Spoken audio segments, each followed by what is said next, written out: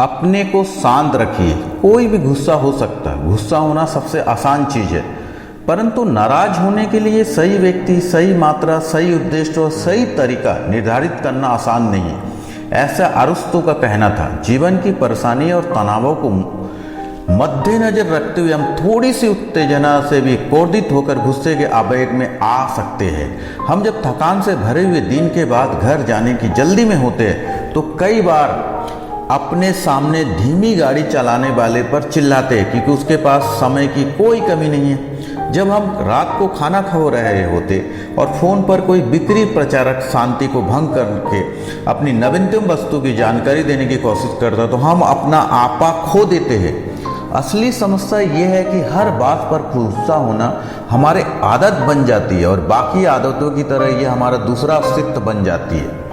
निजी संबंध उलझने लगते हैं, व्यापार की साझेदारी टूटने लगती है, प्रभावशाली लोग संतुलन और विश्वसनीय होते हैं। संघर्ष के समय शांत इंसान की आवश्यकता होती है और ऐसे लोग हमें निश्चल और तटस्थ रहते, चाहे कितनी भी चिंता क्यों न हो।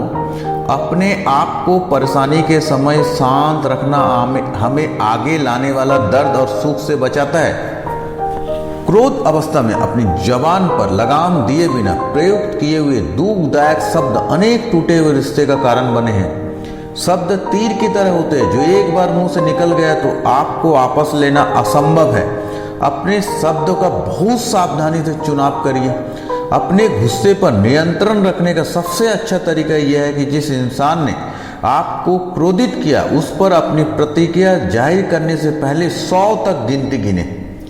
दूसरी पद्धति मैं 3 दरवाजे की विधि कहता हूँ को भी प्रयुक्त किया जा सकता। प्राचीन साधु महात्मा अपने शब्द तक नहीं बोलते थे जब तक वे उन्हें 3 दरवाजे से बाहर नहीं निकाल लेते। पहले प्रवेश द्वार की अवस्था वे अपने आप से पूछते थे, क्या ये शब्द सच्चाई पर आधारित है? अगर हाँ तो वे दूसरे द्वार पर जाते थे और पूछते थे, क्या वे शब्द सही में आवश्यक है? अगर हाँ तो तीसरे द्वार पर वे अपने आप से पूछते थे, क्या वे शब्द नम्रतापूर्ण है? अगर हाँ तब वे अपने होठों से उन शब्दों को निकालकर दुनिया तक पहुंचा देते थे। लोगों के साथ ये समझकर व्यवहार कीजिए कि वे वैसे ही है जैसे उन्हें होना चाहिए था। उनकी सिर्फ मदद कीजिए कि वे अपनी काबिलियत के अनुसार अपनी सही जगह हासिल कर सके। ये वे विवेकपूर्ण शब्द है जो हमेशा जिंदा रहेंगे।